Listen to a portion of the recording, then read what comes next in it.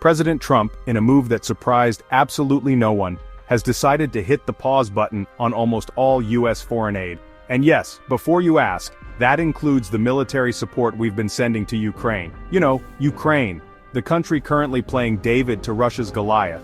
The folks who could really use a few more slingshots, metaphorically speaking. Now I know what you're thinking.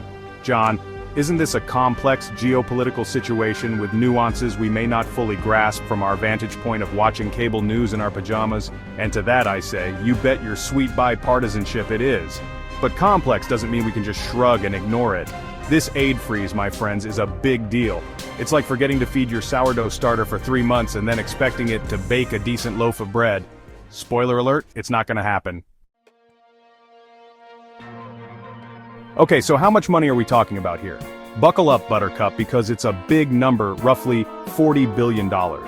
That's billion with a B, like banana or befuddled world leaders. This money was earmarked for all sorts of things: military assistance, economic support, development programs, you name it. And it wasn't just going to Ukraine either. Countries like Taiwan, Jordan, and Mexico are also feeling the pinch. Now I'm no accountant, but even I can tell you that yanking $40 billion out of the global equation is going to cause some ripples. Imagine you're at a delicate mobile of those little metal balls and you just decide to yank one out for the fun of it. Chaos. Utter chaos. And that, my friends, is a pretty apt metaphor for what this aid freeze could do to global stability. Of course, no good story is complete without a little bit of irony, and this one doesn't disappoint. You see, while most of the world is getting the cold shoulder from Uncle Sam's checkbook, there are a couple of notable exceptions: Israel and Egypt. Yep, those two countries are still raking in the dough, mainly in the form of foreign military financing. Now I'm not saying that Israel and Egypt don't have their own security concerns, they absolutely do. But it does raise a few eyebrows when the Trump administration talks about aligning aid with American interests, while simultaneously giving these two countries a free pass.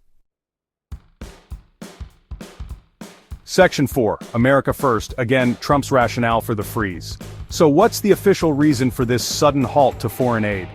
Well, according to the Trump administration, it's all about making sure those dollars are actually working for America.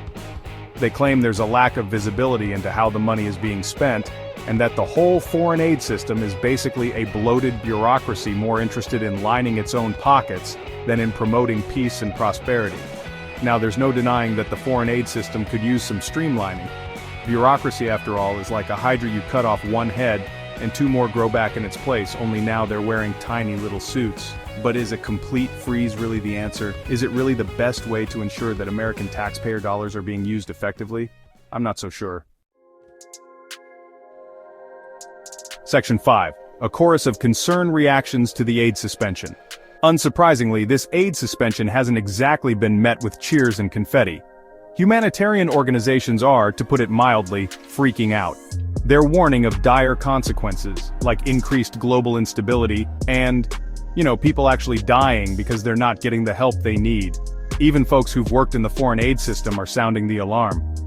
Jeremy Konendijk, a former USAID official, called the freeze indefensible and warned that if it's fully implemented, people will die. That's not exactly a ringing endorsement, is it?